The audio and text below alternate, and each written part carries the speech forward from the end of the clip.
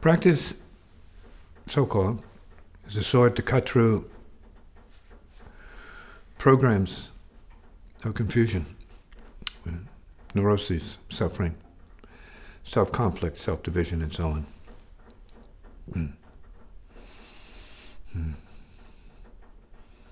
There are many traditional forms of, quote, practice, unquote.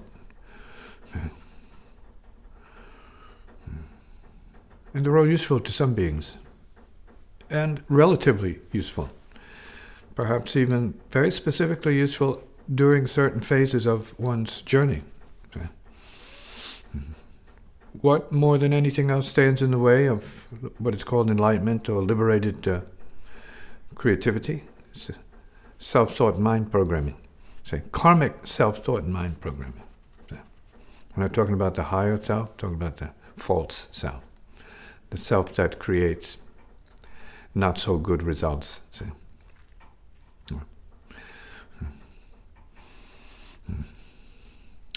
And thought programs that are also karmic, obviously creating bad habits, say, bad results. Same with the mind, say, the way one thinks, the way one's cultured to behave mentally. Say, it's all part of the same thing. See, it needs correction in most cases. When it's corrected, everything is smooth, clear. Life is still difficult, but the solution aspect of our processing of experience becomes more evident and more obvious to us that there is solution. Once the mind is clear, then the solutions come up. Okay. So it's a matter of having more confidence in the spiritual mind than the karmic mind, the mind of effects or culturing as such. So it's not absolute, but this is true for those who are designed to practice. So, and go the way of practice to keep the way of practice, which is the way of solution, moving, say, up and running, say, as something people can do on the spot. Stop, look, listen, and shift their consciousness from karma to the spiritual. There's no karma.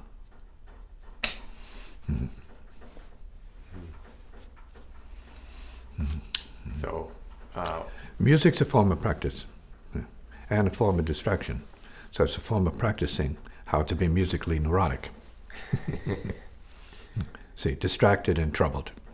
See, obsessed with music as if it's going to undo your suffering. No, it's not going to undo your suffering. It's going to make you feel good for the moment. See.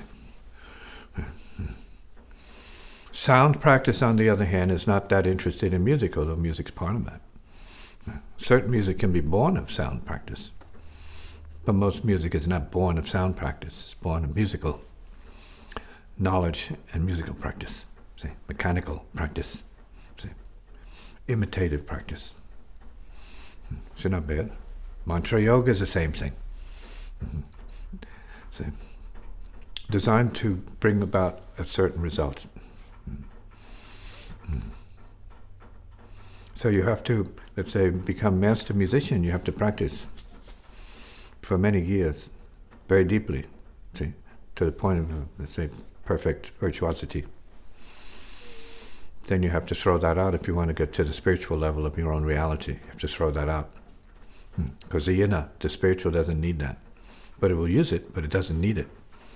But it will use it. In all the spiritual traditions, not just the religious, say, efforts to bring you to a place where you have faith in the Spirit or faith in the God or faith in the Almighty or whatever it is.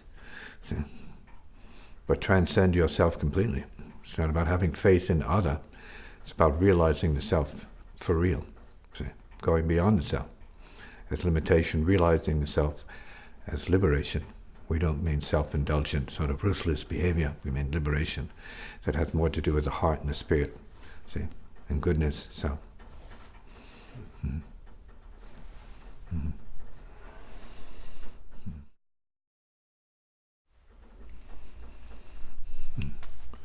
In the very beginning, practice is about theory.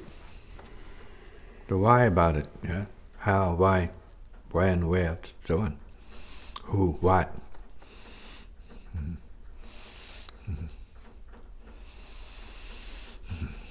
Real practice is about doing it. That means defeating, say, the forces of self-created neuroses. See, self-validating, self-building, self-cherishing neuroses. One has to question whether or not they need it, self-cherishing neuroses, and to what degree it's actually improving their life. Many on the path discover they don't need self-cherishing neuroses, making themselves feel good, right? Looking in the mirror and puffing themselves up. It may be useful in the beginning. It's better than being beaten down into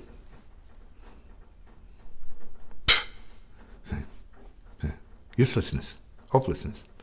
So, confidence in the positive is useful in the beginning. We have to go beyond that. We have to start knowing, not believing. You have to go beyond faith and believing. You have to know what it really is. Spirit is not somewhere else some other time. It's present. It's basic, fundamental. Without spirit, you wouldn't be able to breathe, and nothing would happen, say, to support your being alive. So then it's a matter of what state of consciousness and functioning is what. That determines whether or not you could be considered either just subject to materialism and self-limitation, or starting to access the spiritual and the higher levels of intelligence, say, knowing, compassion, goodness, and creativity. So here practice is really the conscious, deliberate use of the forces of creativity. So it's not a spiritual process. You can become spiritual, but it's a creative process, it's a transformational process. See, recognizing your darkness as wood for the fire, recognizing your ignorance and stupidity as wood for the fire of higher understanding, self-liberation practice.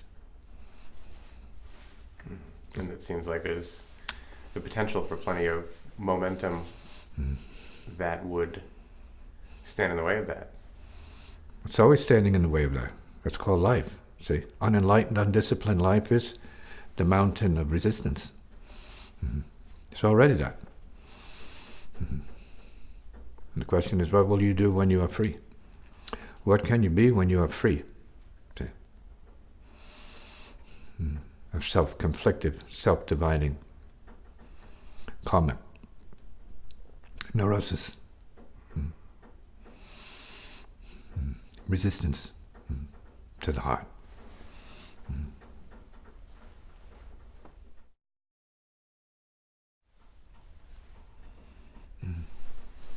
The practice of going and being deeper, in whichever way you can attain that, see, is a calming practice.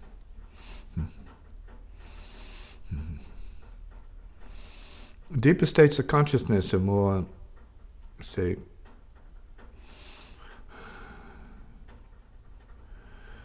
in resonance with going into sleep consciousness, so restfulness, guidance, relaxation, calming down. It's letting go of stress. It cuts through that concern, discomfort, have to be moved beyond. See? So when your movement is then getting closer to the real, say, we're talking about heart stillness, say, or spirit, say, pure spirit, just clear consciousness, say, clear awareness. You're entering the realm of solutions, see, and knowing better. Not thinking better, particularly, but because from that state, whatever's seen or perceived as thought is clearer. See? Solutionary. Not problematic. Not reinforcing that or creating that unless that's the solution.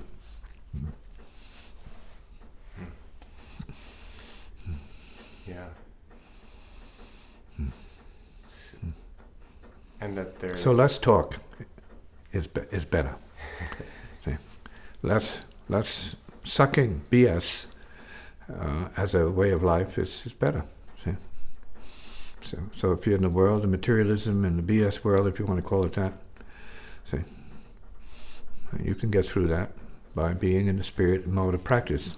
See, detachment from the BS or the inevitable or the real BS of, let's say, the materialistic world. See, the business world. Mm-hmm. But excellence is what that requires, see. And that's what practice requires, is excellence. It means you have to be on the solutionary side. See. Mm-hmm. The closer we get to the spirit, the more perfect certain things that you're doing and being show up. Mm-hmm. Mm-hmm. Mm-hmm. As. Mm-hmm. Come in. So then playing is not playing, working is not working, so suffering is not suffering, troubles are not troubles. So you cut beyond all of that, you start to show up as somebody who has real purpose, so, which is, I guess we might say, purposeful and mission focus. Mm-hmm. Come on. Yeah, and that mission is to practice. Mm-hmm. Mm-hmm.